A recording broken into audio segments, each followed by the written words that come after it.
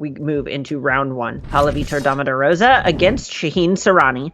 As you say, this is accumulated knowledge, powering counterspell, just like it's 2002 for Shaheen Soorani. But we do see a landlight hand with growth spell for Palavito Damo Rosa, missing out one half of that equation. And then the most Shaheen hand I've ever seen. It's Frantic Inventory, Token's Veto, and 5 basic lands.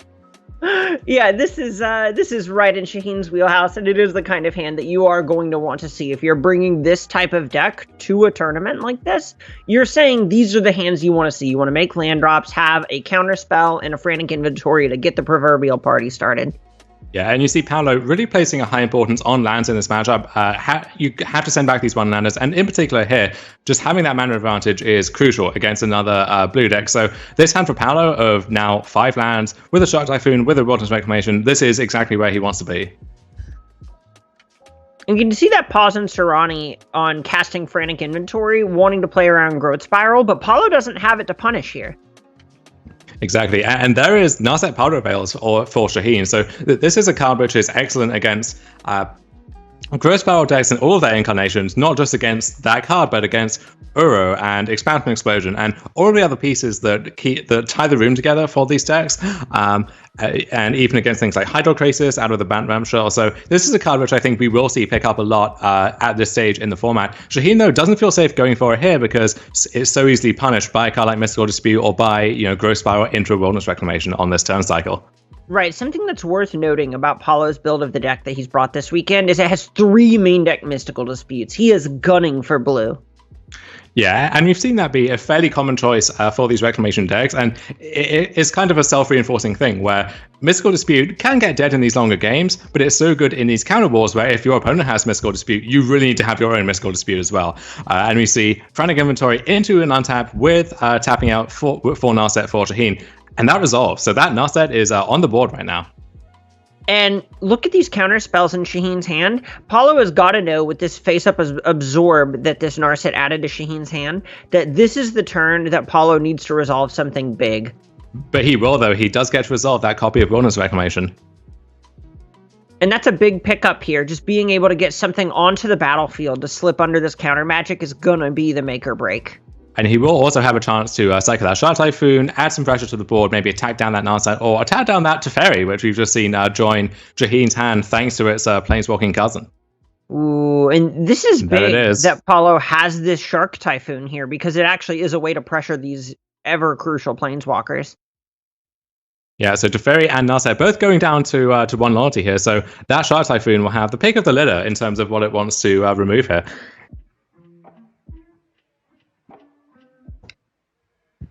And we are cycling for 3. And Shaheen, the way his deck is configured, he doesn't have access to a card like Eliminate, which could immediately take down the Shark and protect the Planeswalkers. He has to bridge the gap between being this reactive deck and this proactive deck, and he doesn't have the removal spells that make that transition more seamless. One of the upsides of his hand that Shaheen has is this Dovin's Veto is hidden information. So Paulo will kind of get clowned if he just goes to cast a Wilderness Reclamation and taps all his mana here. Yeah, and Paulo has to be very cognizant of the threat of Dovin's Veto, and it's interesting when you know that Absorb is face up on Shaheen's side, where now the shields are down for 1 turn, so you might think this is your big opportunity to resolve something important. However, if that's a non-creature spell, that Dovin's Veto will be snapped off very quickly. Yeah, Shaheen, there we go. Like, this is a huge win for him, getting to veto that Reclamation. Paulo committing a ton of mana to it this turn. And Shaheen had the cursor ready to snap it off when Paulo tapped out for it. So Reclamation won't resolve. However, this Shark will get to choose which Planeswalker to attack down. And look at this. We see the Shark attacking Narset, which typically you think Teferi is the name of the game here. That's what makes Azura's Control and Bant Ramp so favored in theory against Team of Reclamation. If you don't have a Reclamation, or if you don't think you can stick one, then that Narset might be the bigger priority here. Right, look at that explosion in Paulo's hand. Paulo knows that this is the way that for him to stay in this game, to gas back up, and Narset turns that off, turns Uro off, just really makes it difficult for Paulo to play a game of Magic. And so now this is Shaheen's opportunity to go for something big, and we see Dream Trawler come down for Shaheen, a card which can very easily stabilize the board against this 3/3 Shark. We saw Dream Trawler fall off a bit earlier in the format because it can line up poorly against a large Shark Typhoon, but Shaheen has postured this game in a way where Paulo had to fire off that Shark Typhoon early, so that's just a 3-3 and will not be able to stand up to this Dream Trawler. Also, classically very weak to Mystical Dispute, but if you can get the game to a point, like Shaheen did last turn, where your opponent has to tap out, then the coast is clear. You get to resolve your this board-dominating 3-5 flyer. And there's certainly this tension as well, where rather than trying to dodge Mystical Dispute, Shaheen's saying, all right, all my big spells are either chunky or blue anyway. Let's just overload them. What are the odds that they have a Mystical Dispute left over by the Dream Trawler phase of the game? And if you play scared of Mystical Dispute, you can try and play around it within reason, but if you are being not proactive enough because you're scared of Mystical Dispute, that really plays into Team of Reclamation's hands. They capitalize on that extra time much better than you do for most decks. Exactly. Just cards like Uro, just you getting extra untap steps, extra attack triggers from those cards is the kind of make or break between winning and losing against these reclamation strategies. But look at this. With Shaheen now tapped out for the Dream Trawler, Paulo gets to tap out for Wilderness Reclamation and Uro, and then untap all of that again with the Reclamation. And you see those 2 copies of Blast Zone on the board. This is going to take a while to get those big enough to answer a Dream Trawler, but they can answer it to Fairy, and then all bets are off. That unlocks the explosion in his hand, and if he can find something to back that up with, then we could see Paulo stealing this game. Yeah, it feels like this explosion is what's going to get Paulo back into the game. The thing that I'm worried about here is this Absorb hanging out in Shaheen's hand. As it stands, Paulo still needs to find a way to just get this this Teferi off the table. And I wonder if we're going to see the Dream Trawler stay back on defense just to protect Teferi Time Raveler, which is, it is weird to think that your 3-drop Planeswalker is more high impact than your big 6-drop Mythic finisher, but I think that's actually the case here. And we see Shaheen play Birth of Meletus, get himself a land for the following turn, maybe to set up a sequence of, Elspeth Conquers Death and protecting it with Absorb, for instance. But he just decides to go for it here. Why not? The coast is clear, thanks to your own Teferi. And that's going to take down the Wilderness Reclamation and really put Paulo behind on several different fronts there. And the reason that we're seeing this tap out for the Elspeth Conquers Death is Shaheen is basically acknowledging that the way he loses this game is if Paulo sets up some chain with a Blast Zone and another Wilderness Reclamation and an Explosion and so on that deals with this Teferi and just punks Shaheen out of a game that he feels like he's very ahead in. And going ahead developing this Elspeth Conquers Death is going to let Paulo resolve a spell next turn, but it's answering the enabler for his biggest spells and making sure that disastrous scenario doesn't happen.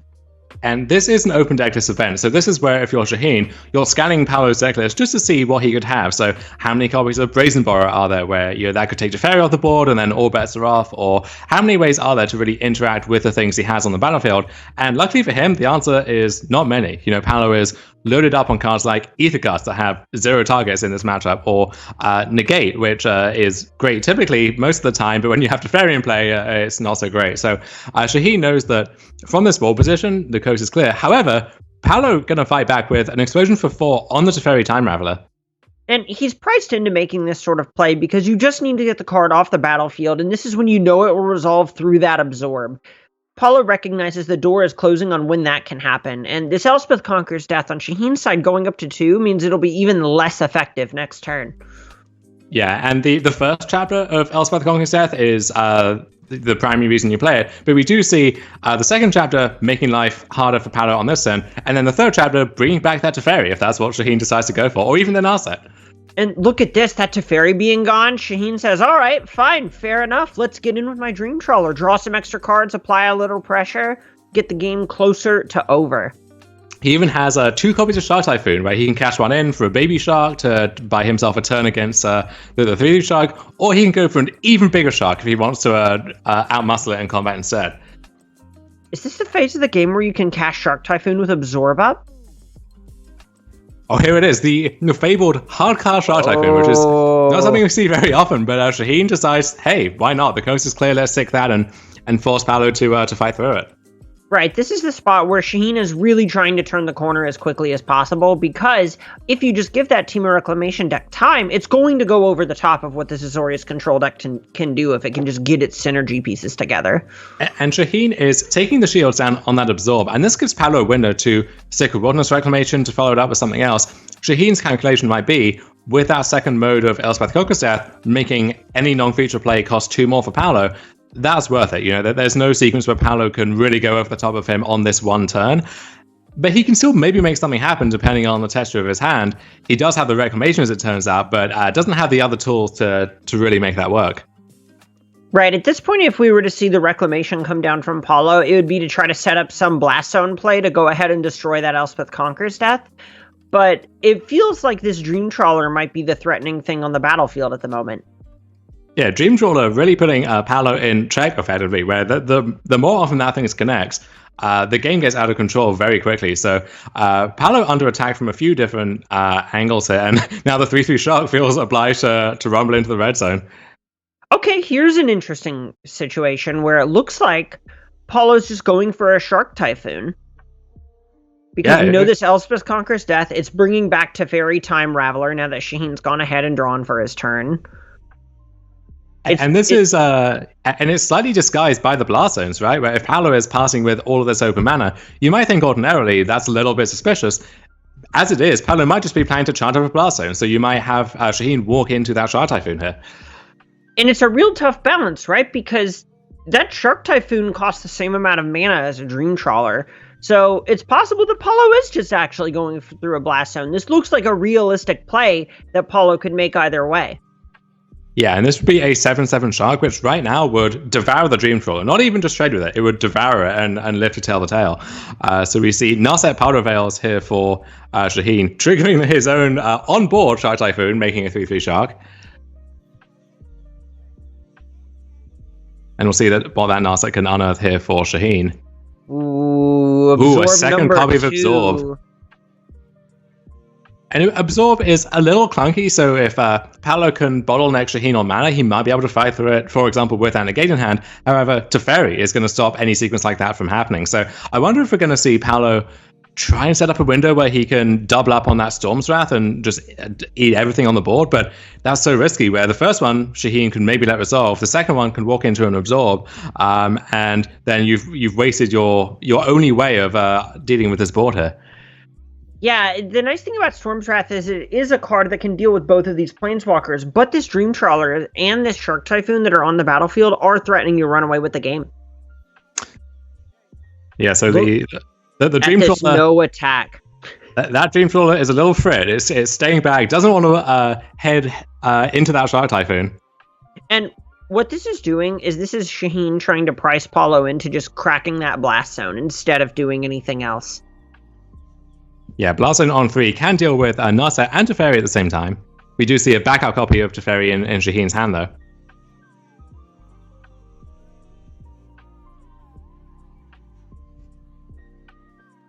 And Paolo now... a lot of options available to him. Constrained definitely by those Planeswalkers. That negate is not going to be one of the factors on this turn, but... He still has some game left in him, and that Blast Zone we see is on 6 right now. Ooh. Oh, and that takes down the Dream Trawler and the Shark Typhoon. So that's such a big swing. Look what happened with that Shark Typhoon. Shaheen committed 6 mana on his main phase to play it, taking down another Absorb. He got 1 3/3 Shark out of it, and then it died. He didn't even get to rebuy the card with the cycling. So if Shaheen had just spent that 6 mana cycling the Shark instead, it would have worked out better for him on every axis. And a lot of this just comes down to posturing. This is Shaheen kind of making a conscious decision to say, this is what I believe the important thing to do with the Shark Typhoon is I want to make Paolo sacrifice lands, commit all this mana to the Blast Zone, instead of developing onto the battlefield.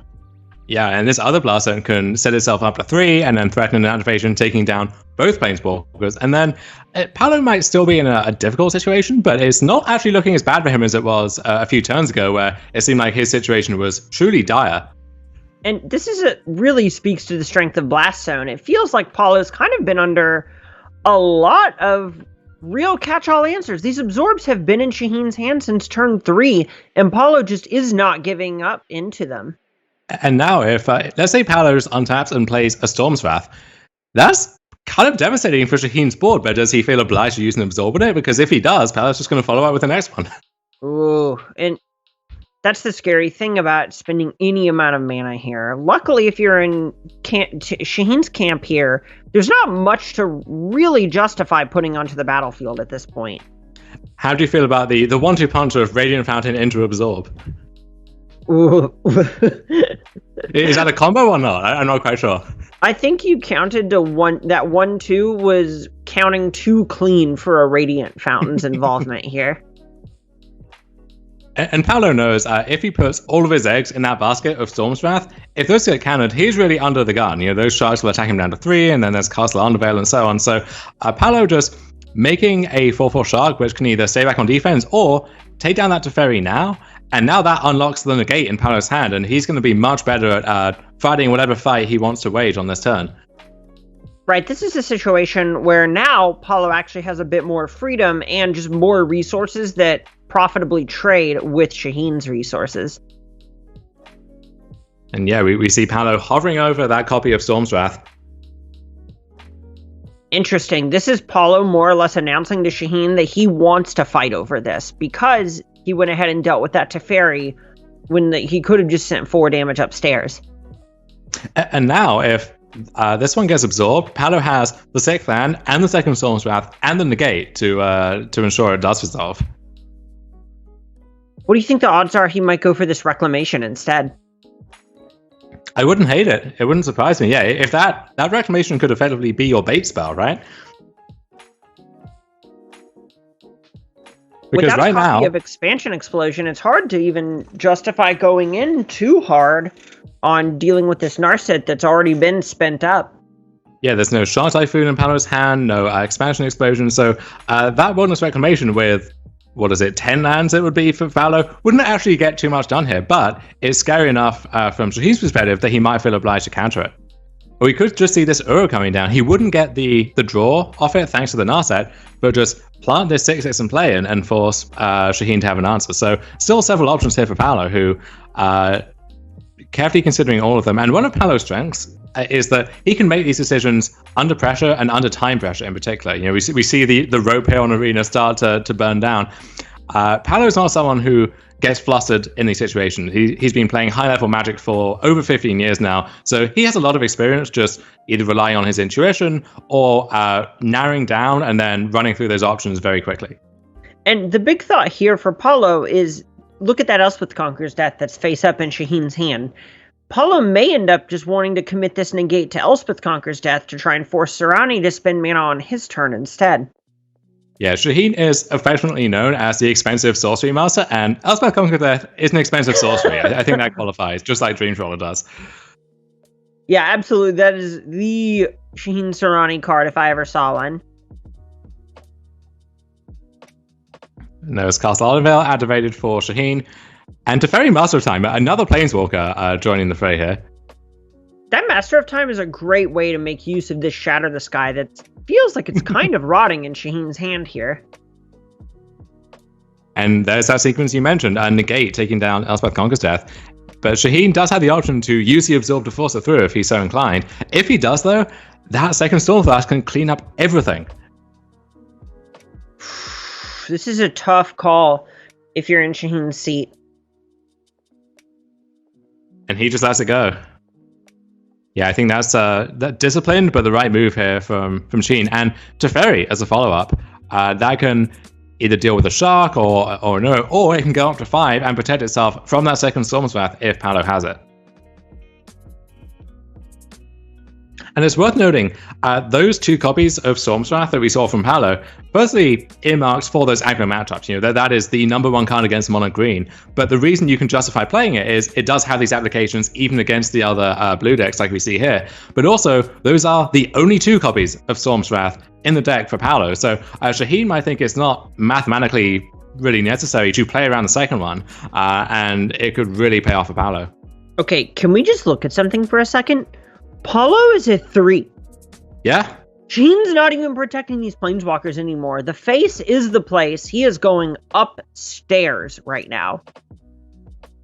And even if Paolo can gain 3 life off an Uro trigger, let's say, that doesn't put him out of range of those Sharks. Those are threatening to end the game next turn. And so there is one half of an Uro. the bad half, if you will. And there is Expansion Explosion, which could double as a just as an expansion here, either double as a Storm's Wrath or an Absorb in a normal cannon fight. But that Teferi is going to turn off that plan. Yeah, really, Explosion is the only part of that card that is available to Paulo at this point, and it's so mana inefficient that we're going to see him escape the Uro that he just cast. Oh, look at this. Look at this. Absorb is going to take down Uro, and is that all 4 Ketria Triumphs there? Yeah, Storm's Wrath are going to get this entire board. Oh my god, what a turnaround. And now, look at the hands. Shaheen has... He'll need to find something real good with this Teferi Master of Time, because Paulo has Reclamation and Expansion Explosion to follow this up with. And there is not much left that Shaheen actually can find. There are only 2 Absorbs in the main deck, 2 Dovin's Vetoes. He's drawing to Dovin's Veto. And there it is, Frantic Inventory 4-3, getting him redraw. So that Narset and Dovin's Veto coming off of that. Those are some nice pickups for Shaheen. Yeah, that is a good pair of cards to find, or that is a good pair of cards to find off that copy of Frantic Inventory. That is exactly what Shaheen needed to find to get back in this game. And this turn cycle has been a real rollercoaster for Shaheen, who saw his entire board disappear to that Storm's Wrath, and had to think that he was now under some serious pressure. And after he took his turn, drew that Frantic Inventory, I think he might be solidly back in the lead again. It's so close. This is just so back and forth. Paulo had a huge win there, but a Frantic Inventory off the top, that basically did what a 5 mana spell does for 2 mana, which allowed all these cards to just find so many more resources. Teferi looted something away. Narset found another Teferi. Shaheen's back up to 4 cards in hand. And 2 Planeswalkers on the battlefield. And a third in hand. I think that is the 4th copy of Teferi Time Raveler for Shaheen, who can stick that, but there is the 2nd copy of Blast Zone, making that a risky maneuver for Paulo. Honestly, at this point, it just feels like they're all risky maneuvers. Yeah, and this Wilderness Reclamation, would you counter this if you were Shaheen? Does this merit a Dovin's Veto? I feel like you have to. That's just so much mana, and Narset's already checking Explosion as well as the card draw half of Uro. So just doing what you can to preserve those Planeswalkers and turn off a card like Wilderness Reclamation is huge. Yeah, and Paulo would love to be able to cast that Opt on his turn, dig for some more action, or escape Uro, but he can't justify doing that in the face of that Narset Powder Veils once again. And Shaheen is just desperately digging for a way to end the game. And that will do it. Another copy of Shark Typhoon there for Shaheen. Oh, so many lands on the battlefield for Soorani here. That Shark Typhoon is going to be absolutely massive. Yeah, a 10-10 Whale Shark, I think it's fair to say. Potentially coming down for Shaheen here. And this has just been such a back and forth game where Paulo has done everything he can to maneuver through those absorbs, but it's a matter of when those get cast, not if they get cast. It's so hard to dodge them forever. And there is Opt responding with cracking the Fable Passage for Paulo, digging out that final basic island from his deck. And what is Paulo hoping to opt into here? I imagine the 4th Wilderness Reclamation is the best thing that could be found. Just something that allows Paulo to actually pressure that Shark token. Another Shark Typhoon would be an incredible pickup on Paulo's side. And it's awkward for Paulo that Blast Zone, under no circumstances, can deal with that Shark token. It can't tick itself down to 0. So there really are no instant speed ways to deal with a giant shark. You know, Paulo doesn't have the Petty Theft, half of Brazen Borrower, or he's gone through, I think, all of his main deck copies of Shark Typhoon at this stage. It's close to that at the very least. I know we've seen several sharks on the battlefield this game. Yeah, he may have one copy still hiding out there. And lands off the top are not going to do it for Paulo. No. Teferi Master of Time activated again on Shaheen's turn. Can safely ditch either Shadow of the Sky or one of those Essence Scatters. And Paulo is 14, so he can Explosion for 10. But I think Soorani's Shark is going to be 11. 12, 13. By my count, that is an... Oh, this is... no, it is still a 10-10 Shark. Okay, so... No, he didn't tap that last Hallowed Fountain. No, he didn't. Oh my god. this is going to be the largest punishment in the history of the SCG Tour Online. And Shaheen does get to untap, so it's hard to count exactly. Those lands really clustered up on the interface, but I do think that is an explosion for 10 if Paolo wants to attempt it. And he really has no other choices at this stage. Right, you certainly don't want to have to use your explosion like that, but the other option is literal death. Wait. Oh, this is explosion for 1 on Narset? So is hoping to line here hoping to rip the Shark Typhoon? I think so. Looks that way. And he doesn't do it, just finds another land. I was thinking that maybe when Shaheen held up that land, he was representing Mystical Dispute, but no copies here in the main deck, and this is an open deckless tournament. Both players are aware of that.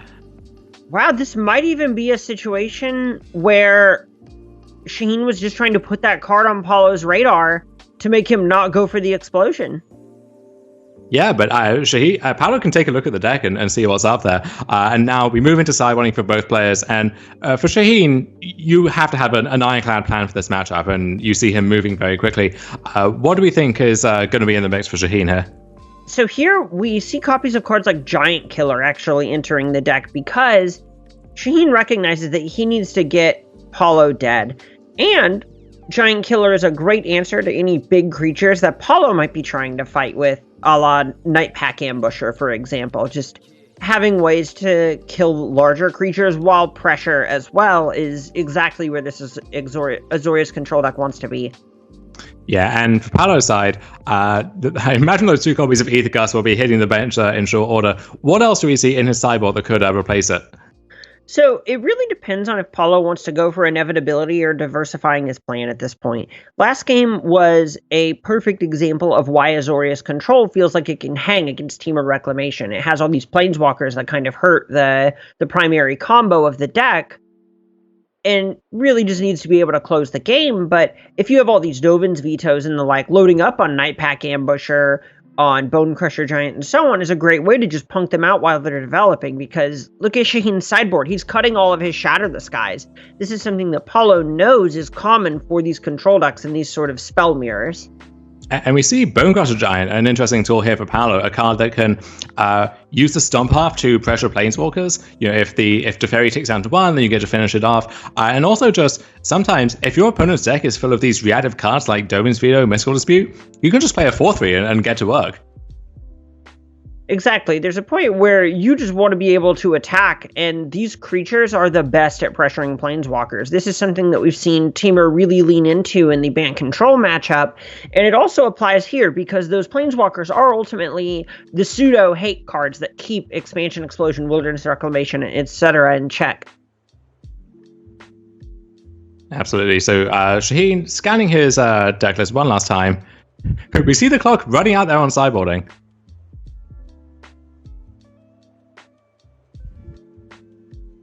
And we are finally sending it back down to the match here.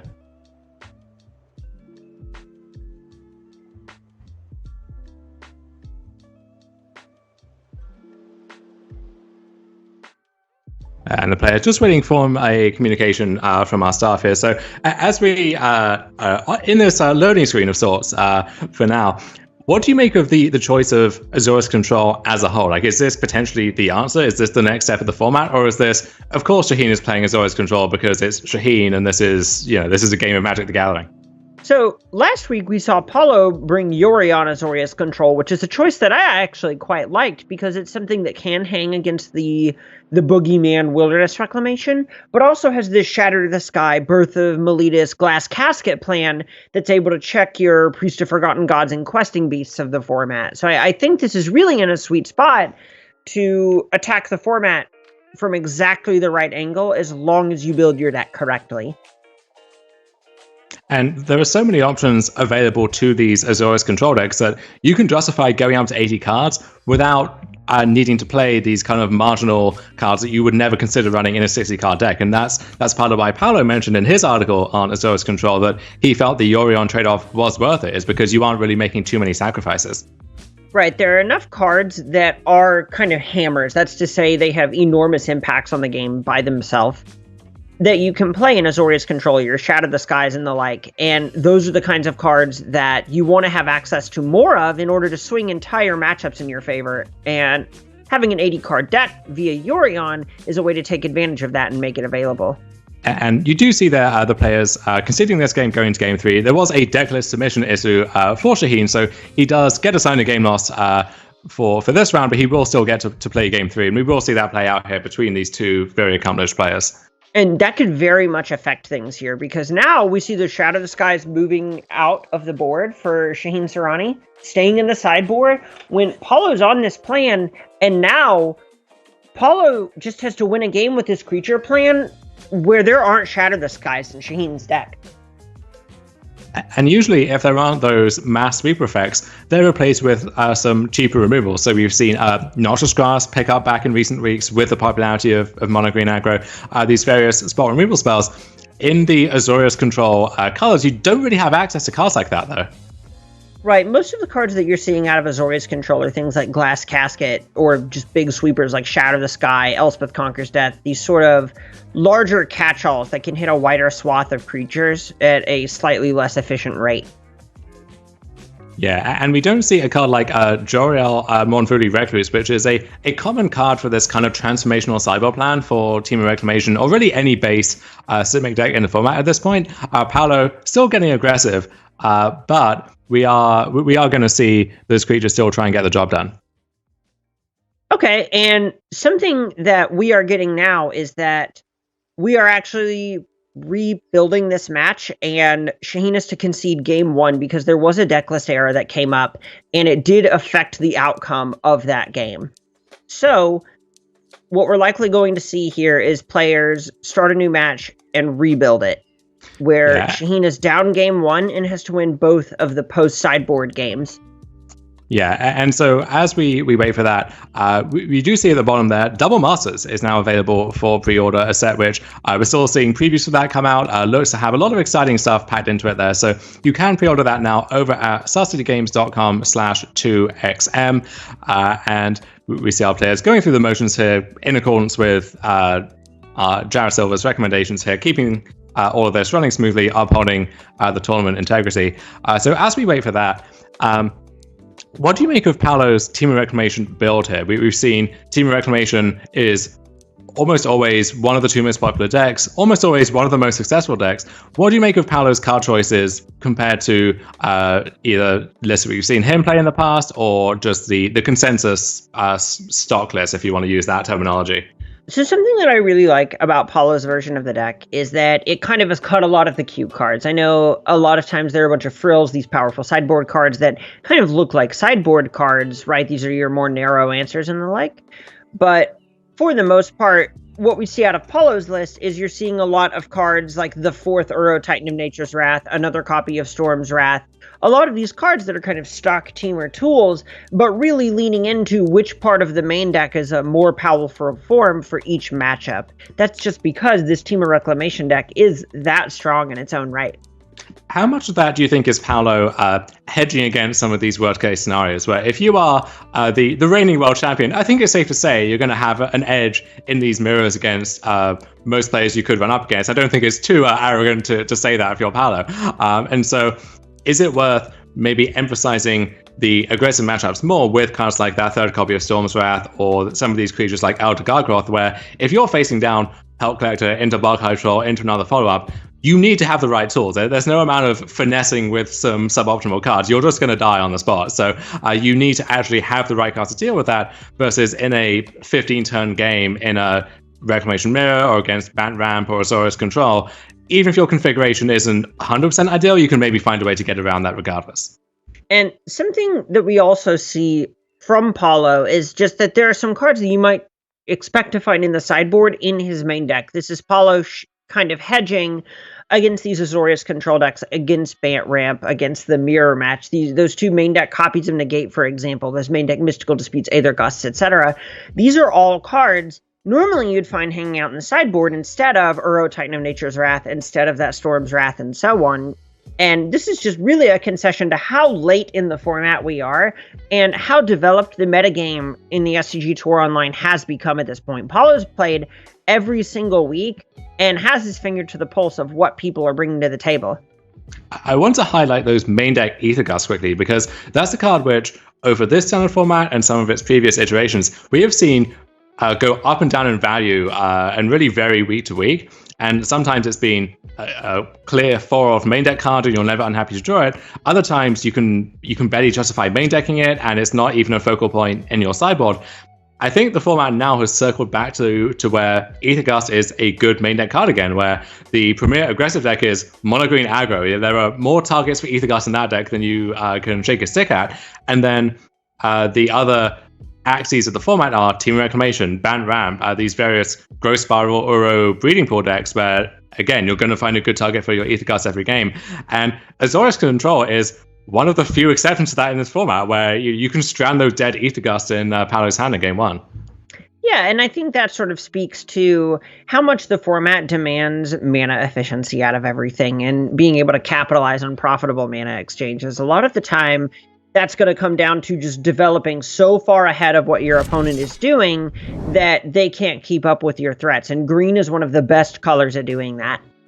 Yeah, so we are going back now to game 2 in this reconstituted match between Paolo Vito Rosa and Shaheen Soorani. We see them just going through the motions, getting back towards sideboarding, and going through their sideboarding plans again. So we have another chance to talk about those and see if anything else jumps out to us here.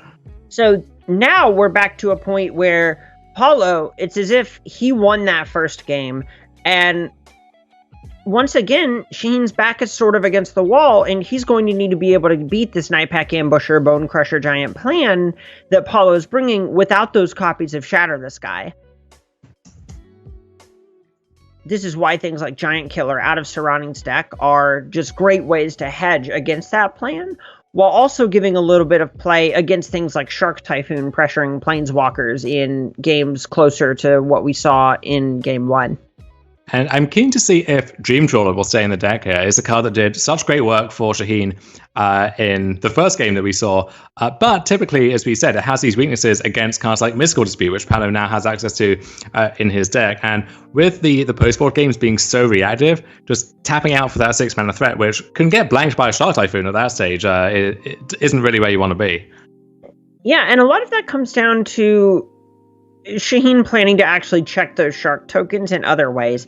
Those Giant Killers, for example, will be able to mostly invalidate them out of combat outside of maybe the turn that they enter the battlefield. Okay, so we are now back in action again. So Shaheen was issued that game loss for game 1 of the match, and so the match had to be remade to accommodate that. We're now here in game 2 with Shaheen on the play, and with a decent hand to start things off here. The quick emote disabling from Soorani. Paolo not the type to spam the emotes, get in his opponent's head, but you never know. Yeah, why not cut off that possibility before it even comes up? Oh, you got to get it out of the way earlier. Who knows who's a Canister fan in this tournament? We all can and should be Canister fans, but a question as to how far that extends into emote usage. And for Paolo, we see this creature-based cyber plan ineffective, Bone Crusher Giant and Nightpack Ambusher in his opening hand. As well as Growth Spiral. This is exactly how Paulo drew it up. Yeah, we see both halves of the deck that are still present in the list here, with Ambusher, Bone Crusher Giant on one hand, and then Wilderness Reclamation, Expansion Explosion on the other hand. So a deck that's being pulled in a few different directions, but these cards are solid enough individually that often that's just fine. In this situation, though, Paolo really needs additional land drops, and those 2 copies of Expansion Explosion not looking great in this situation. Yeah, drawing a couple of copies of Expansion Explosion is really just kind of an insult to injury situation. Yeah, and that Shark Typhoon there for Paolo, it's unfortunate where he didn't crack the Fable passage because, firstly, he doesn't know what color he wants. Does he want a mountain for the Bone Crusher Giant? Does he want a second green for the Nightpack Ambusher? But that means that he can't get a 1/1 from cycling that Shark Typhoon now. Oh, and you gotta imagine he's looking at just cycling it for mana at this point. Yeah, it wouldn't shock me at all. And if you're doing that, is there an argument for cycling the Shark Typhoon first? I guess if you're not going to cycle it, then that's fine. Yeah, a show of patience for Paolo, but just drawing yet another 4-drop is really not what he needs in this position. And a lot of what Paolo gets to posture out of this is, one, Shaheen doesn't know he's on the creature plan yet, and two, it looks like Paolo has counter magic available. Ooh, but speaking of counter magic available, look at Soorani's hand. 2 absorbs, Aether Gust, Essence Scatter, Dovin's Veto. I think that counts as a straight in some card games. And yeah, we see Shark Typhoon making just a 1/1 Shark that can't even trade profitably with the 2/2 Shark. And look at that, a 4th land for Paolo, but the monkey's paw twitching there is a Castle Vantress with no islands in play. There is another Castle Vantress, but that's not going to help him there. No, that certainly does not count as an island in this context.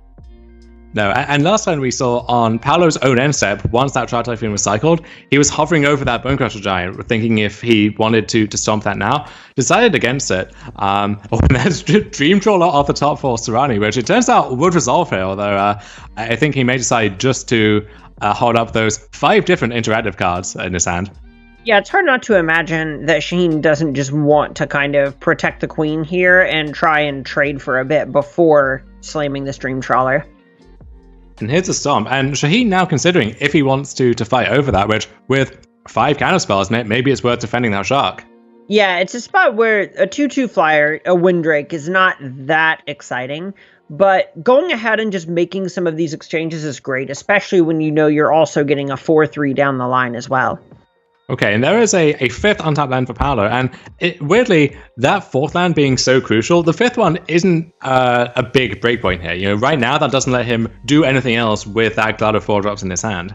Right, the big change that we'll see is when Paolo draws a 6th land, so he can go ahead and just Wilderness Reclamation with Nightpack Ambusher.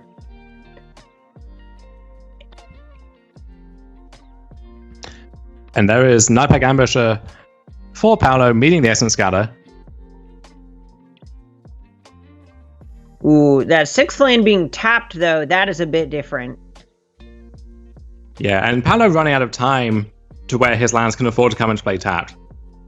Yeah, we already see him down to 12 life, just off of a Windrake at this point. As soon as something like Dream Trawler comes down, that's going to close the door fast.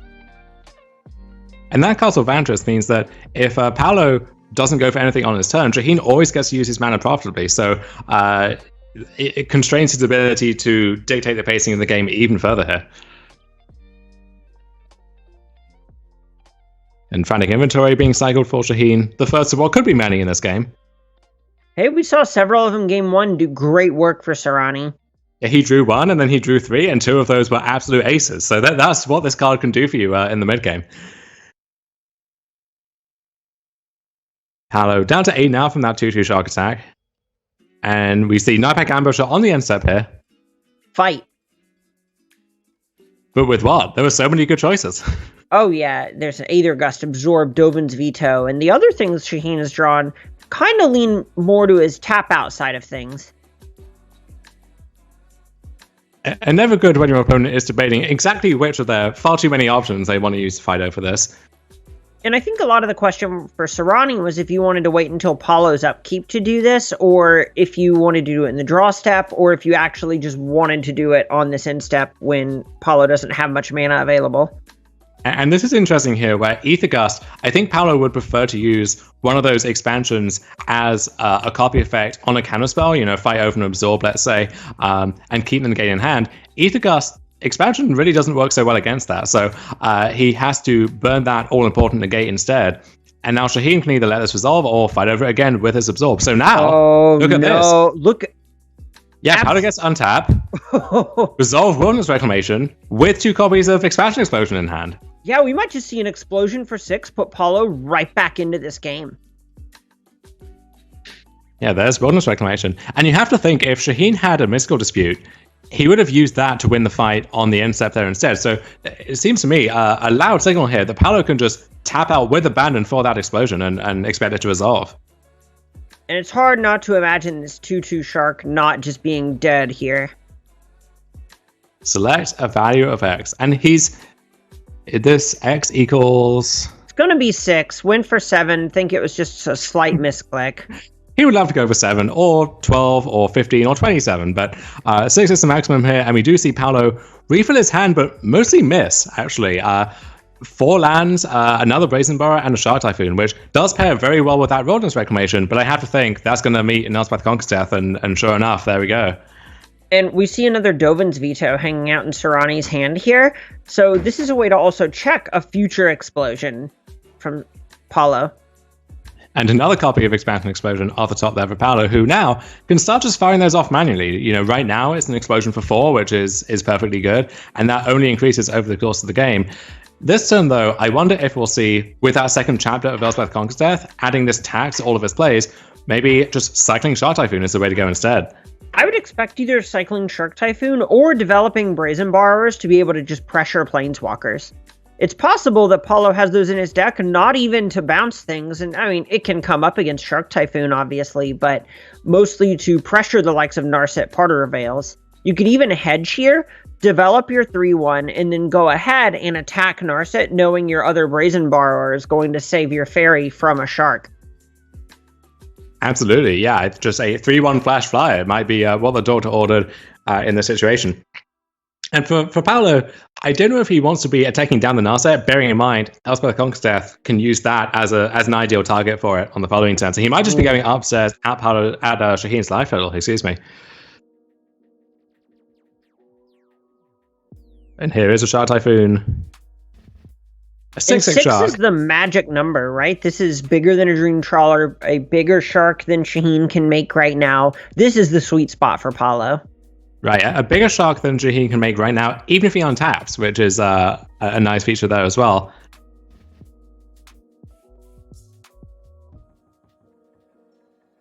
And here we go, both sharks coming into the red zone. The baby shark going at Narset, the bigger shark going at Shaheen. Do. I don't know what that jingle could possibly be referring to, but I'll roll with it. I'm a professional. Baby shark, don't you do this? Don't you do this? But we are now reaching the point in the game where Shaheen can deploy the Dream Trawler and hold up Dovin's Veto. And that's just so huge, because that's the point where Paolo may end up having to leave this 6/6 back.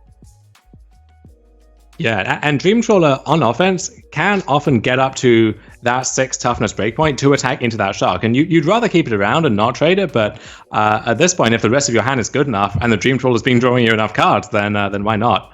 And there's a second Dream Trawler. How do you feel about that? I feel pretty good about it. And it also pairs very well with the Frantic Inventory, which can draw you, I think it's 2 cards now for Shaheen, and really boost up the power on that Dream Trawler. Right, that's the point where you'll actually just have a 6-power Dream Trawler if you want it. He's going to fire it off now instead. Finds Radiant Fountain and Elspeth Conquers Death.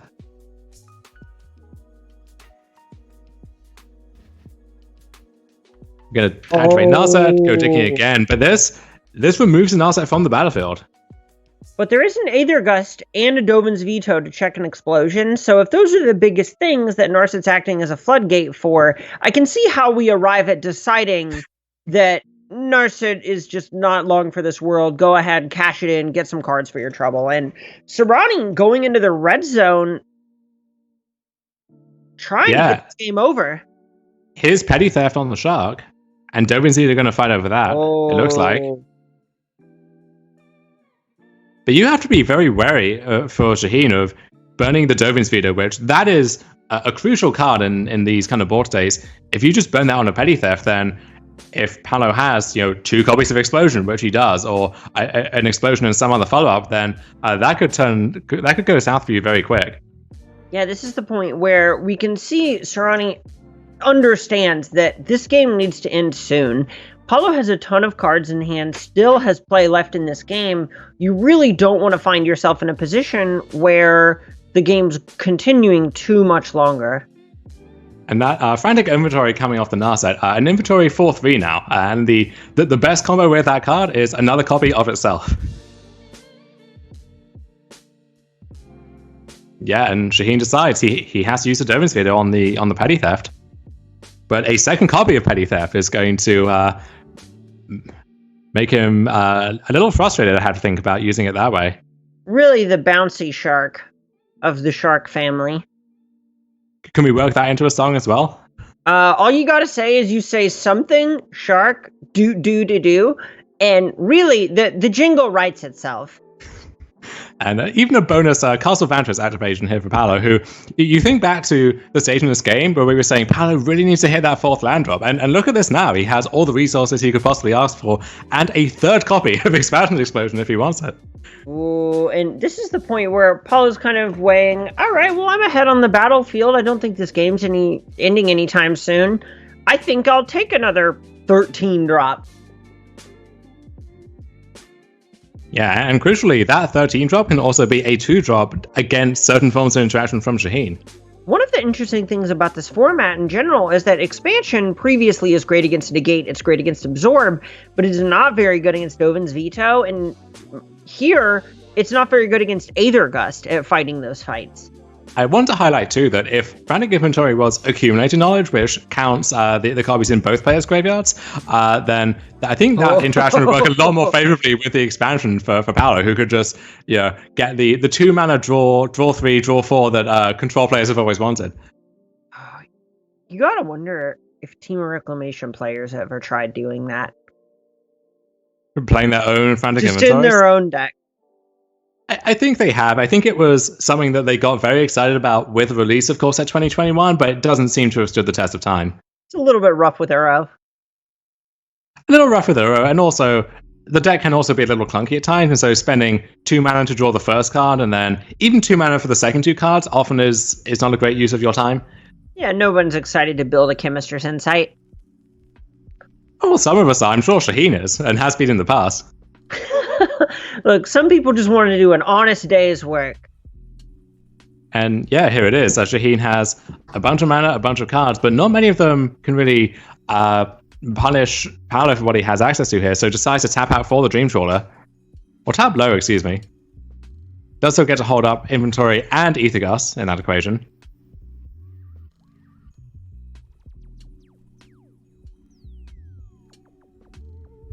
But here we go. A small explosion fired off at the end of Shaheen's turn. That means Aethergust, but Shaheen knows then that explosion could just happen again, either on Paolo's main phase, or he can pick the fight again on Shaheen's upkeep. It would be so brutal to go ahead and just put that on the top of Paolo's deck when you see all those lands and know it's just going to be bigger when he draws it next turn. And I guess this is the creature side of Paolo's deck here. 2 copies of Uro, Titan of Nature's Wrath, and a Bonecrusher Giant. And even a Blast Zone, which we saw that tick up to 6 to answer a Dream Trawler in that first game. Oh, but look at this. 6/6 Shard coming into the red zone. If Shaheen doesn't block it, he's at 2. That Bonecrusher Giant is lethal. and 2 copies of Expansion Explosion can force the Stomp through as well. But look at this frantic inventory. It's going to make this Dream Trawler so big.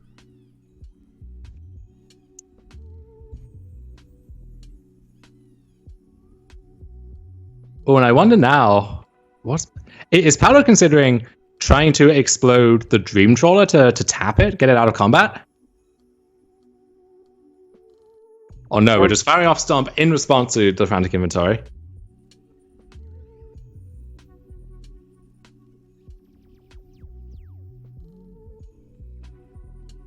But that one card by itself is enough to boost that Dream Trawler up to a 6/5, help it to trade with the Shark, and put Shaheen back up to 12 life, which could be all important if Paolo's getting aggressive here. And look at that, Dovin's veto off the Frantic Inventory, just like in game 1. Oh, that's so huge for Soorani, being able to just have these interactive pieces in a game where he's really kind of on the ropes. But maybe less so on the ropes now. Having this Teferi Time Raveler to check the Shark, even this Essence Scatter to check Bonecrusher Giant is nice. Right, and Paolo might be thinking, he's not expecting Shadow the Sky to still be in Shaheen's deck. If he can go wide on the board, maybe get a Giant down or an Uro down, he can, Planeswalkers are now ineffective, they can just be attacked down, and Shaheen really is going to have to find some way to deal with those. And look at that Essence Scatter coming down. That's just another thing that expansion can't fight over. And look at this, Shaheen tapped out now, so Uro, Titan of Nature's Wrath gets to enter the battlefield. Well, temporarily.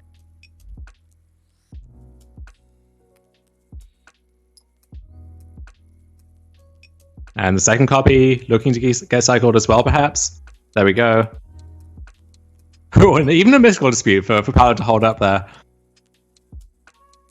And at this point, Paulo just has so much mana, which is so different than what we were saying on the second turns of these games when Paulo was stumbling a bit. But that's one of the downsides with reactive control decks in general. And Paolo has to shock in Steam Vents with no island left to fetch from Fabled Passage. So telegraphing a blue interactive card of some kind, Teferi Time Traveler threatening to shut that off, and Paolo now using the Mystical Dispute just to get Shaheen to tap a little bit lower. If you know your card's going to be dead anyway, just making sure that Paulo doesn't get the chance to do something like, Shaheen doesn't get the chance to do something like Elspeth Conquers Death, that's got to be worth it. That's a favorable exchange. Oh, look at this. So Teferi bounces a shock, Elspeth Conquers Death deals with the Brazen Borrow, so now Paolo's battlefield is clear, but Shaheen is all tapped out. So now Paolo can fire off an explosion for several. 9 a minimum? Yes, lots. We're talking multiple. And does Paolo... I don't think I think Paolo's out of lands for the Fable Passage. Yeah, so that is a dead piece of cardboard, which I suppose can send itself to the graveyard to help escape Uro. And you gotta feel like before Paulo spends time developing that Fabled Passage, we would see Explosion or this Bone Crusher Giant come down. With the reasoning being you would rather discard it to hand size than waste a land drop on it when you have these big, expensive spells like Expansion Explosion in your deck. Absolutely. So now Paolo thinking he has Bone Crusher Giant, 2 modes on that, he has Uro he can escape, or he can take this window to fire off an explosion. But for how much? Maybe he's hoping to draw into something else that he can deploy with that. So a lot of options here for Paolo. And you can see him weighing it here. That Uro coming back would be a great pickup as a way to just sort of tax Soorani on multiple angles. Yeah, that Teferi combats it immediately, and there's no, with the Azorius control deck that Paolo played last week, he could follow up that Elspeth Conquers Death with a Yorion to flicker it immediately, take care of that Uro. That's not an option available to Soorani, who's playing a much more reactive strategy here. Right, this is the deck that is not trying to tap out as frequently. Weird to say about Soorani, but this is much more of a flash deck with all kinds of reactive 2-mana spells that's trying to leverage mana exchanges rather than onboard just raw cards. Yeah, and that land off the Uro, actually a good pickup for Paolo, and that's one more card he can rebuy with the explosion. And both of these players just tapping out, slamming Haymaker after Haymaker, Explosion 6 on Teferi, refilling Paulo's hand. And look at that new hand for Paolo. 2 excellent threats in Ambush and Shark Typhoon. Negate that can help back those up. And then, the Bone Crusher Giant and Expansion Explosion still in his hand there.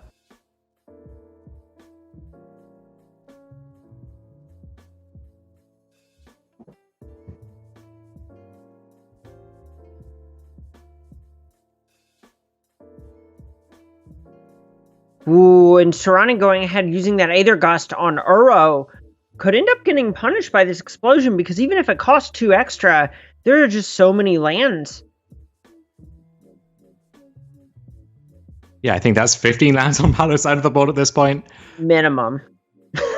Which is an explosion for 9, but that gets a decent amount of the job done. And look at this Shark Typhoon in Paolo's hand, threatening to take down that Dream Trawler in combat once again. What are the odds that Soorani's Elspeth Conquers Death just brings back another Dream Trawler?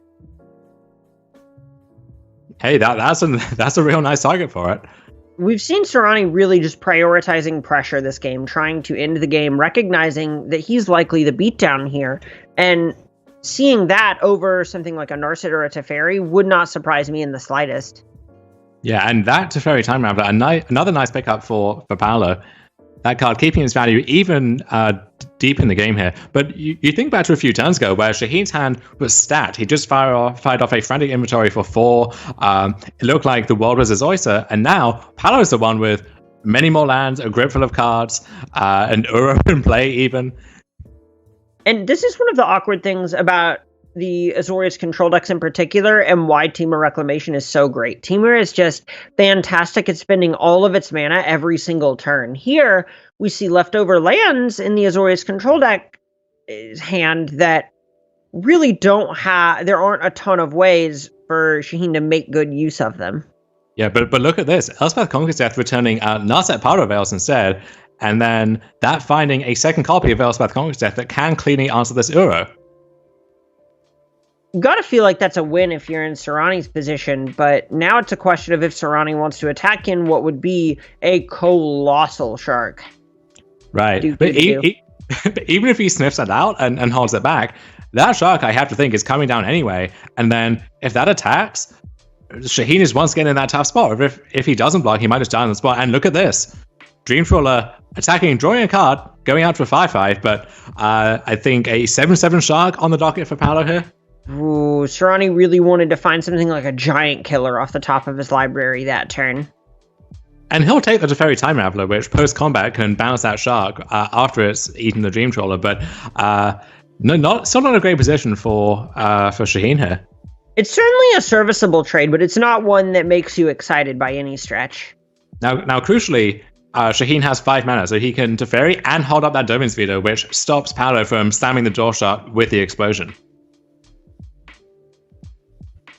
And that's one of the things that this Azorius control deck is trying to leverage. How Shaheen has built his deck is trying to leverage mana advantages by just trying to develop onto the battlefield while having the mana left over to go ahead and interact with what the opponent's doing during their turn. That's what makes Shaheen's deck so powerful. And there's Mystical Dispute, which unfortunately cannot help the explosion fight through that Domin's Veto. But we do see the Stomp on Roadgunter Giant finishing off Teferi Time Raveler. And these sorts of interactions have just been what made or kind of defined this matchup. Paulo just constantly going after these planeswalkers and all of them accruing some sort of value for Shaheen. That is what's keeping him in this game. And look at this. Nightpack Ambusher and Uro Titan of Nature's Wrath can both come onto the battlefield here. And so then Shaheen needs, I guess, another Elspeth Conqueror's Death because, like we said, there's no Shadow of the Sky. There's no card that can answer 2 big creature threats cleanly at the same time.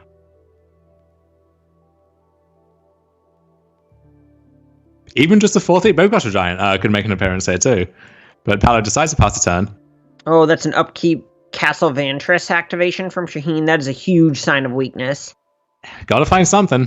Well, yeah, but 2 on top. Okay. Big sign of strength. The duality of Castle Vantress, really. Yet another copy of Teferi Time Raveler for Shaheen. And now with the second Chadwell Nurse with Conqueror's Death on the stack, Paolo deciding if he wants to play a Gross File before that tax comes in. Decides to pass on it. Looks like instead Paolo just wants to be able to use Mystical Dispute and pay for any opposing disputes when developing this Nightpack Ambusher. But at this point, he has so many lands in play that I don't know if that extra 2 from ECD is even that relevant. Oh, but a second copy of Dovin's Veto for Shaheen off the Narset. If Shaheen's hand were a bit better, there's almost a point where that would be a liability because Paulo would then know to play around Dovin's Veto. But at this point, he's just got to be so happy to have a second counterspell. Yeah. Although it's not one that can hit Nightback Ambusher, so that one is resolving on the turn. And now, Teferi can bounce it back to the hand, but then we're just kind of back in the same position as we were. Well, on the other hand, Teferi could also look at bouncing this copy of Elspeth Conqueror's Death, assuming it resolves. It could, but then look at Shaheen's mana situation. 5 lands, all of those have to be committed to the ECD, and then the coast is clear for another gigantic expansion explosion through 2 copies of Dovin's Veto. But with Narset on the battlefield, see, this is so complicated. There's so much going on here. Paolo taking a look at exactly what that second ECD could return. And Teferi does just bounce Nightpack Ambusher in the end, holding out those 2 copies of Dovin's Veto. And that Castle Ardenvale on Shaheen's side, it hasn't played a part in this game so far, but that can help to contain the pack of wolves for a short time. Bunch of sacrificial lambs, so to speak. Look at this, Blast Zone ticking up for Paolo too. And just look at how naturally resistant to Dovin's veto this game plan from Paulo is.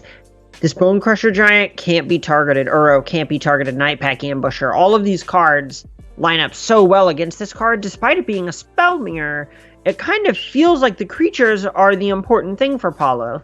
And look at this. Another copy of Shark Typhoon for Paulo, who doesn't even opt to do that. Instead, we have 4/3 Boom Crusher Giant, 4/4 Nightpack Ambusher, and a 6/6 Uro all entering the battlefield on the same turn. So now it's like, okay, Shadow the Sky, I don't think it's in your deck. And if it is, you're going to need to have it right now, or I'm going to run away with this game again. Exactly.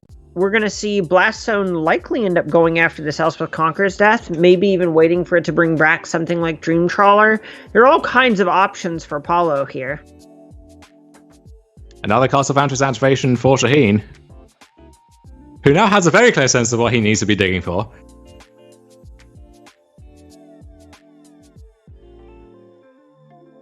And bottoming a Narset there is a big signal that Shaheen's looking for a specific kind of card, likely Shark Typhoon, to try and protect these Planeswalkers. And that's kind of interesting. Oh, how about a Giant Killer off the top? Okay, that does it. Bottoming Narset is interesting because that can help to find something like a Shark Typhoon. Doesn't find a Giant Killer, though, so if that's what Shaheen was hoping for, he really got paid off for that one. How do you feel about minus Narset, find Narset? Sure, we take those. Wheels keep spinning, and they don't stop spinning, and they don't stop spinning. There's a Shark Typhoon for Shaheen. No, I imagine we'll not be hardcasting that one in this situation. Or maybe he will, actually. Hold on. What an imagination. Strike that. Reverse it, potentially. Well, there it is. Okay, hardcast Shark Typhoon once again. And several appealing targets for Giant Killer in this part.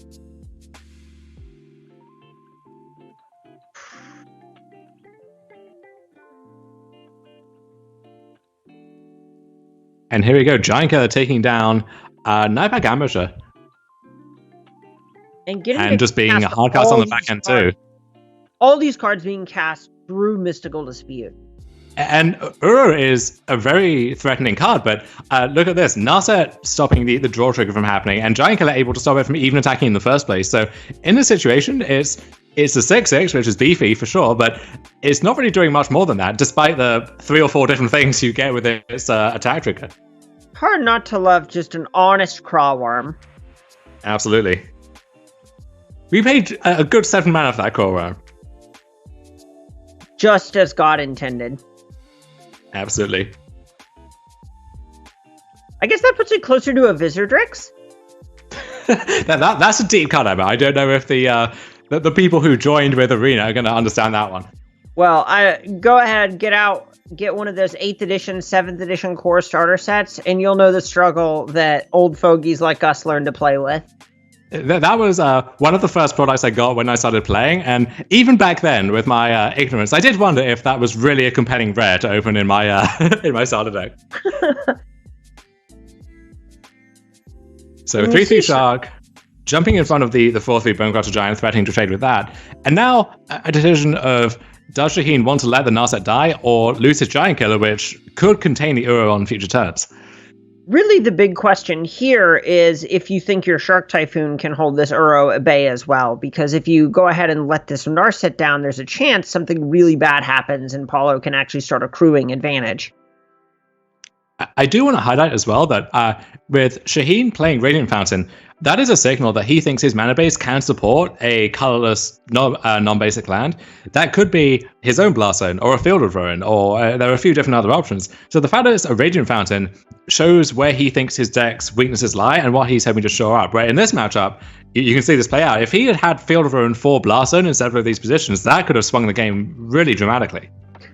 Yeah, just having ways from the land zone to be able to interact with what Paulo is pressuring with would be something that completely changed the texture of what's going on. The problem is, look at the battlefield. If Shaheen were to do it on 3, for example, that would just take out his own Planeswalkers as well. Yeah, 2 more cards, right to the bottom for Shaheen, and now we're scrolling again, going back to the deck. So much here.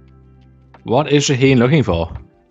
Just anything that generates tokens at an efficient rate with the Shark Typhoon. This is one of the rough situations where I believe all of his frantic inventories are gone. And Dovin's veto, I guess you can start vetoing your own spells if it comes to that to generate some sharks, but if, look at the situation, if Paolo just passes the turn with so much mana open, that's either an amazing sign for Shaheen or a terrifying sign for Shaheen, who needs a way to jump in front of this shark, but 2 to the top this time from the Castle Vantress.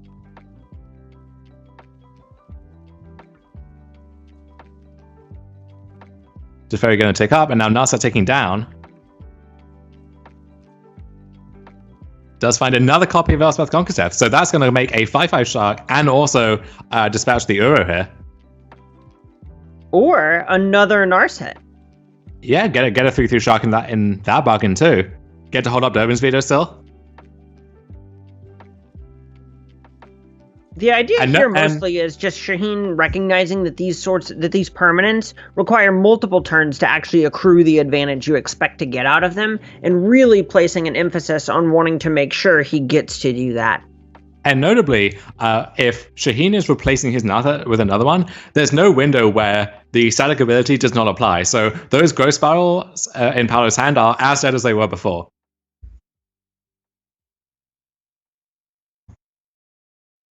Are you ready for the granddaddiest of all sharks? Paolo really needing a bigger boat here. Or excuse me, Shaheen needing a bigger boat. But look at this. Paolo undersizing that shark so that he gets the Castle Vantress activation and prioritizing finding some more tools that can help close out this game instead. I think with the understanding that with Shaheen on 19, a 9/9 shark is still a 2-turn clock regardless, and it's unlikely that the exact sizing is going to matter, so why not just find the exact cards you need for the situation? Right, making sure you don't run out of gas or brick is huge, and it's paying off for Paolo. We see him scry 4 cards to the bottom here between Shaheen's and Step and his own upkeep. And look at that, another copy of Blastone, which, hey, Shaheen really would love to have a field of in there for that one. And Blastone is just one of the defining cards of this matchup for exactly that reason. Each Planeswalker getting attacked by a different thing here. So a small shark jumping in front of the whaliest of all sharks. But Uro still coming at Narset. And we see Shaheen prioritizing this Teferi's survival because he knows that's the way this Elspeth Conquers Death is definitely going to resolve. And now for Paolo, he has to think, does he want to attempt the reclamation into that face-up Elspeth Conquers Death, or is he saving that for another turn where he has other stuff going on? It's a scary place, right? Because there's also a face-up veto and also a face-up mystical dispute. If you actually cast spells, you're opening the door for Soorani to just start generating sharks. And with the Narset gone, those 2 copies of Growth Spiral have a lot more utility here. We can cycle those more effectively, start looking for some extra cards.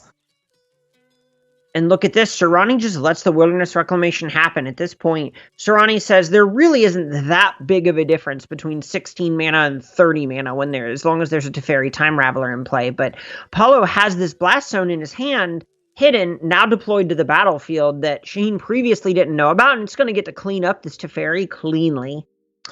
Yeah, that said, Dovin's veto is still protecting Soorani from a follow-up explosion, catching him unawares.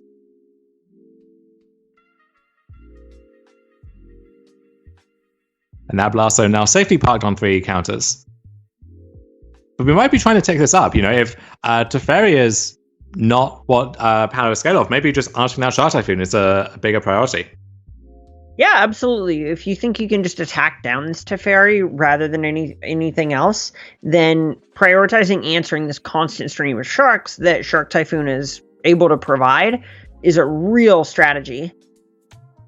Yet another land for Shaheen, who will get to play Elspeth Conquers Death, make a 5/5 shark, take down his choice of Wilderness Reclamation and Uro Titan of Nature's Wrath. And at this point, I have to think that Uro might be the more appealing target.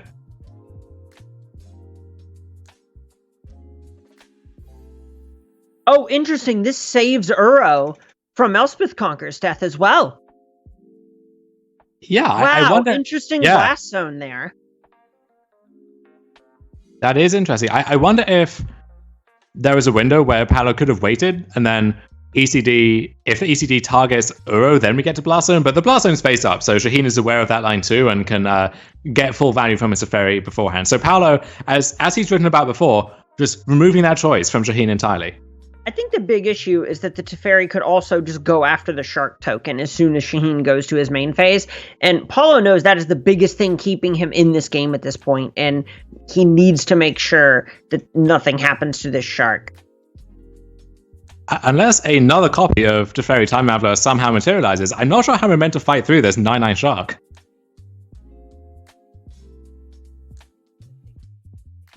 And this is kind of interesting for both players here, where Paulo using that mystical dispute allows Shaheen to use one of his own cannon spells and generate another Shark in the process, where otherwise he can't just fire those off with no targets. There needs to be something on the stack. Oh, but this actually gives Paulo the opportunity, if he wants, to just expansion the copy of Veto on the Elspeth Conqueror's death.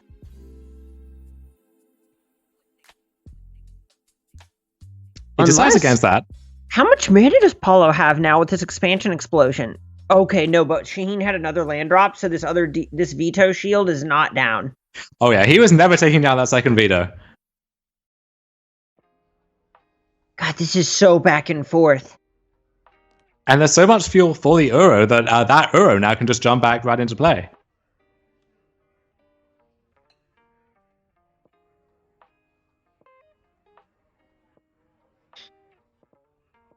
Such a rollercoaster of a game, and you see the clock appearing there on the screen for Paulo. It's down to less than 9 minutes at this point, and it is only game 2. Yeah, if we go to game 3, we're going to see some blitz magic here from Paulo, who, yeah, as one of the best in the world, is very adept at just playing through intuition, but he'd rather not have it come down to that. We saw it in the top 4 of our first week of this event series, playing against Autumn Burchett, and we may end up seeing it again here, because this game 2 is just that tight, so back and forth. Neither of these players giving up an inch from the get-go. And this, I think, is what people are scared of when they shy away from these blue decks in their standard format, where you can rely on games going this long with decent regularity. Yeah, you need to make sure that you're actually doing everything that you want to do each game and doing it optimally.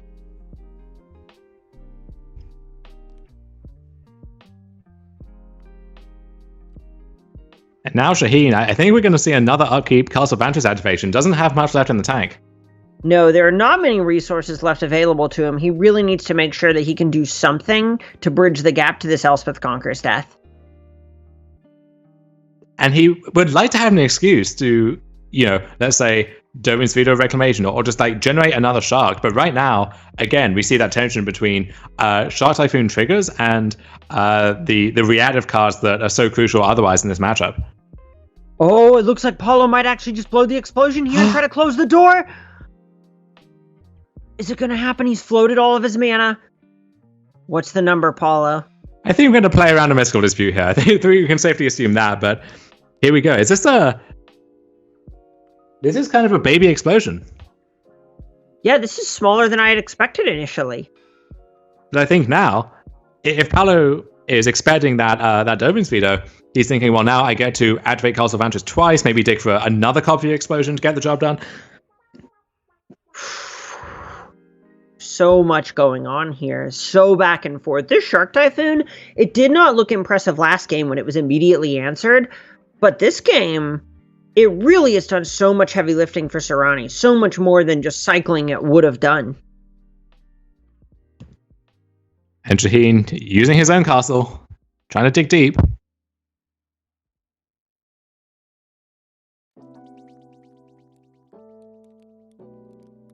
And Mystical Disputes right to the bottom. A card which can be very effective in these back and forth cannon fights, but at this stage of the game, when both players have more mana than they could possibly dream of, you see that dispute kind of rotting in Shaheen's hand, not getting too much done. No, all it really is going to get to do is hopefully make a 3/3 Shark. And Emma, look at this. The shields effectively are down now. Just a Mystical Dispute in Shaheen's hand. So if Paulo can scry into something with those 2 copies of Castle Vantress, this could be it. And you can see Paulo not activating Mystical Dispute, Castle Vantress on the end step, because most of the deck is just known at this point. We're getting to that phase where, a lot of the time, you'll see players just a dozen turns ago, activate Castle of Vantress, not really pay too much attention to the order of the cards or exactly how many cards are left in the deck. This is the kind of point where if you've been keeping careful track of that, you might know the exact position of a game-winning card, and so that can really help you optimize your castle activations. And you can also see Paulo not wanting to attack with Uro if he can avoid it, because that's 2 cards out of library if it gets double blocked to die after drawing a card when attacking, and then coming back drawing another card. That's just something you can't afford when you only have, say, 6, 7 cards in library. And we have often seen Reclamation players sideboard out a copy of Reclamation or Explosion in matchups like this. I believe that Paulo kept all of his in, so we need to keep careful track of exactly how many game-ending cards Paulo has to dig for here. I believe he's running really low.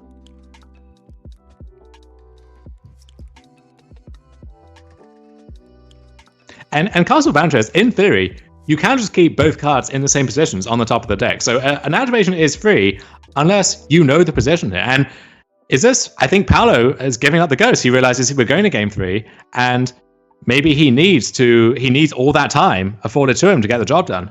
Yeah, the game was not literally over at that point. Paulo knew that there was maybe another minute or so left in the tank, but it was not a game he was winning. And this is the step where Shaheen is about 11 minutes on the clock. Paulo only has 5-ish.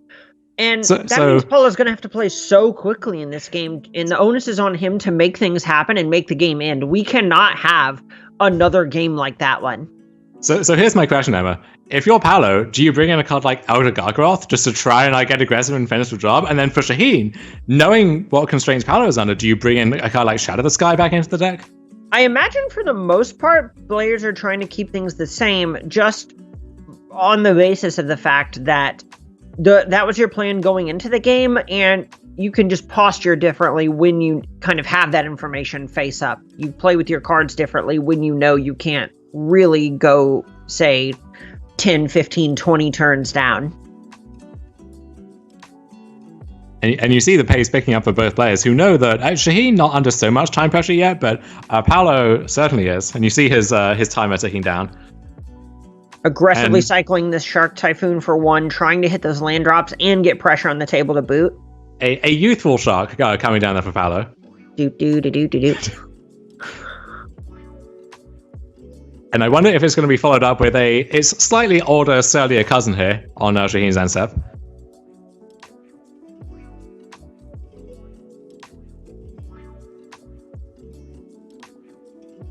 So many sharks here in this one Typhoon. 3 copies for Shaheen to Paulo's 2. But Brazen Borrower for Paulo can help to get one of those off the board and help him make better attacks there. Really just being a Phaeton Kavu. And you see Shaheen firing off Dispute on that Shard Typhoon, or on that Growth Spiral, excuse me, knowing that the Spiral can help make that Dispute less effective. And then also, if Paulo's constrained on resources, you want to keep him that way, so that might be the best spot to use your Dispute.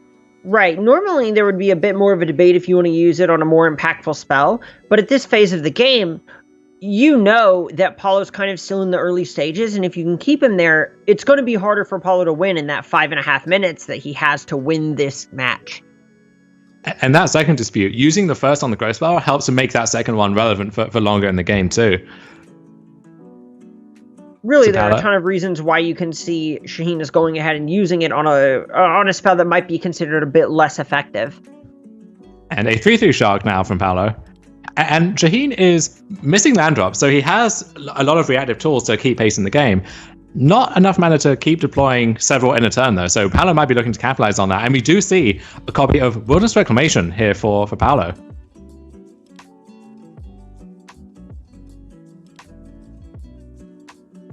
Two Shark for Shaheen. Do you think we're just going to see everyone's favorite expansion explosion?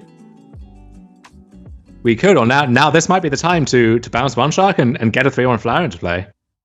Interesting. This is also a way if Paulo wanted to play around Mystical Dispute with that Brazen Borrower. Or maybe to force it out even. Yeah, so we could see if Shaheen goes for his own Mystical Dispute here. And a slightly awkward order tabber situation, leaving up the Castle Ardenvale, meaning that if, let's say, Teferi drew into another copy of Mystical Dispute, both of those would not be up on this turn. Ooh, sometimes that'll just happen.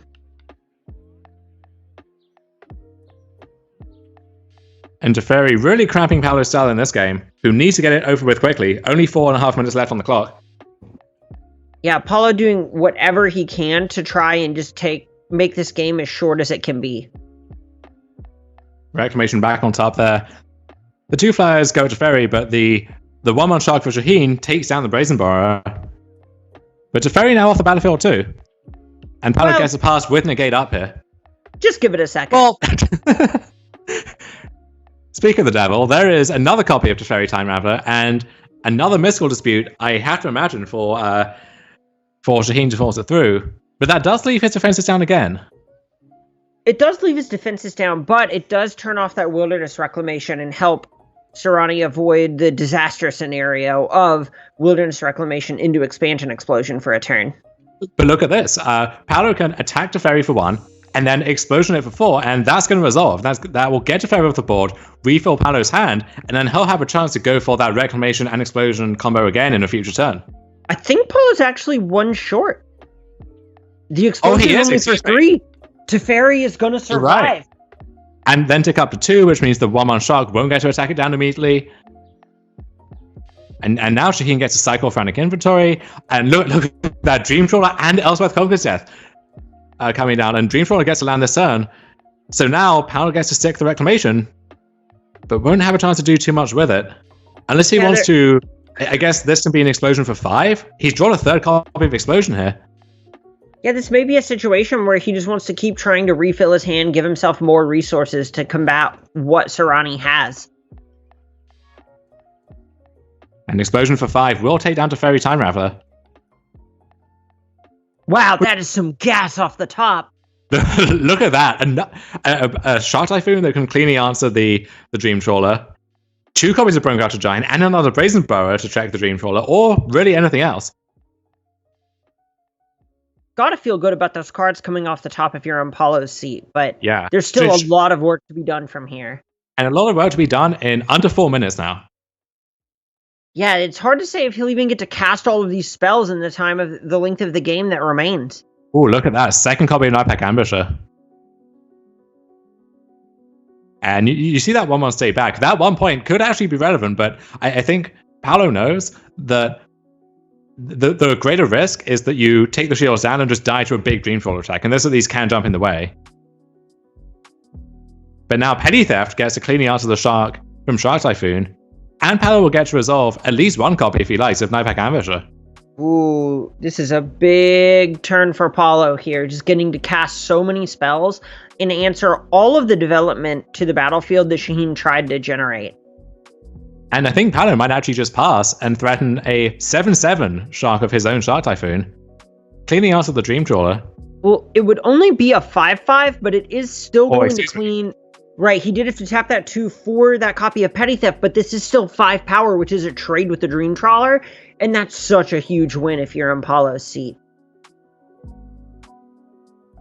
And here we go, X equals 5. And Shaheen does not have cards like Brazen Borrower or any way to interact and clear a Shark off the board at instant speed. And this exchange is exactly why we saw Dream Trawler kind of fall off a little bit, is these blue-white, or these Azorius strategies just kind of struggle with that exact play pattern when the games go as long as they do. And look at this, Shaheen has to run out Elspeth Conquers Death with no valid targets just to get off the board. That's his best follow-up here, so that has to be a great sign for Paolo. Right. On one hand, you know your opponent has a pile of Elspeth Conquers Deaths in their hand, kind of just waiting out. But on the other hand, this is just a 5-mana threat on Suspend 2? That is not exciting. This is 10 mana for Paolo, who had dozens of different permutations of ways he could have used that. He has 2 ambushers, a Wilderness Reclamation, 2 Bonecrusher Giants, and each of those have 2 modes. We've got the Explosion there, we've got the Brazen Borrower hanging out on the side, often on an adventure, waiting to come back in. So many options here for Paolo. And Essence Scatter, though, being scratched at the top. So that can answer one of those creature threats, but many more coming down afterwards. Yeah, now there's this kind of tension where Paulo's just going to develop 2 copies of Nightpack Ambusher and really start going to town on Shaheen's life total. And Paolo down to nearly 2 minutes here, and not much time to finish the game with, but these threats individually are powerful enough that you might only need 1 or 2 of those and 1 or 2 minutes to get the job done. Oh yeah, Bone Crusher look Giant's spell half isn't called Stomp for nothing. We're attacking for 4 with the Ambusher. And now Wilderness Reclamation can add to that, or we got 2 Bone Crusher Giants. Gonna pass a turn instead, get a Wolf for our troubles.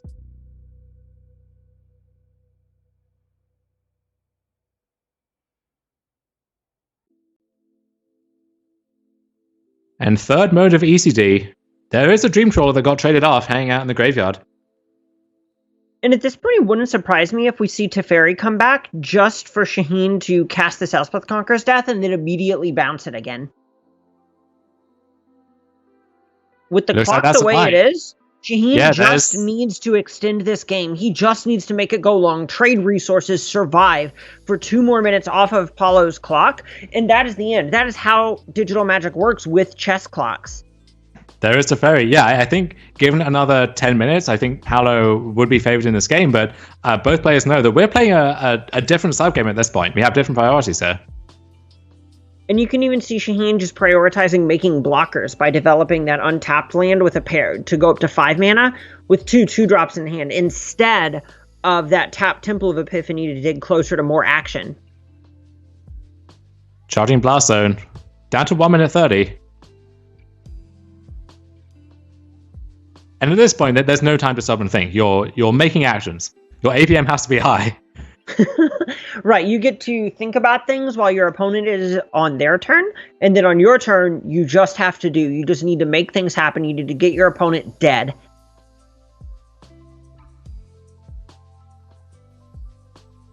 And now there's no question of playing around Shine Typhoon or anything like that. If Shaheen has it, and you just need to get this game over and done with.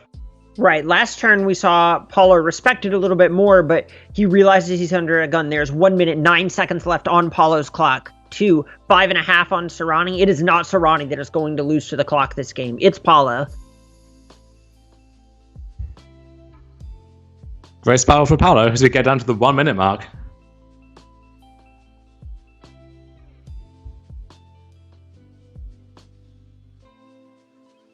Ooh, and a third token from Soorani. I think we're going to see the triple block on this Bone Crusher Giant, which does open up this other stomp from Paulo to get some value.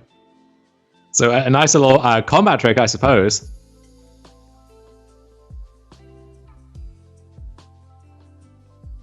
Look, not every adventure ends in glory, you know? And Shaheen is back to his stunning life total with 45 seconds left on the clock for Paolo. I mean, if anything can do it, it's this pile of 4/3s, 1/1s, Uro, all these incredibly powerful threats that are great in their own right. Oh, Teferi off the top. There's a 3-1 coming in, and I think, are we going to see Essence Scatter on that? Shaheen decides to pass. Yeah, it looks like that's not what he's going to do here. Just really prioritizing that Castle Ardenvale, buying more time.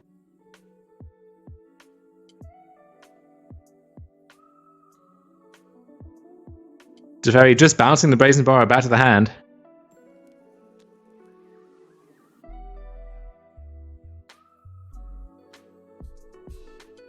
And this has to be agonizing for Paolo. Oh yeah, absolutely. This is a situation where that block alone took, 7 seconds when he only has 24 left? He's not even casting Wilderness Reclamation. He knows there's not time for that. Right. And even just clicking the 5 cards to escape Uro is time that Paolo doesn't have. 15, especially 14, with Essence Scatter over there on the other side. 12. 11. 10. 9. 8. 7. 6. 5. 4.